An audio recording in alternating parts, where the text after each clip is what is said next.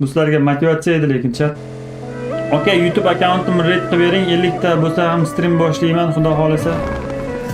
Jigarim, hali sizni hech kim tanimaydigan holatingizga stream qilib nima qilasiz? Hech kim ko'rmasa sizni. Stream yo'qdi degan streamer bo'ldi degan emas-ku. Sizlar nega shu narsani tushunmaysizlar?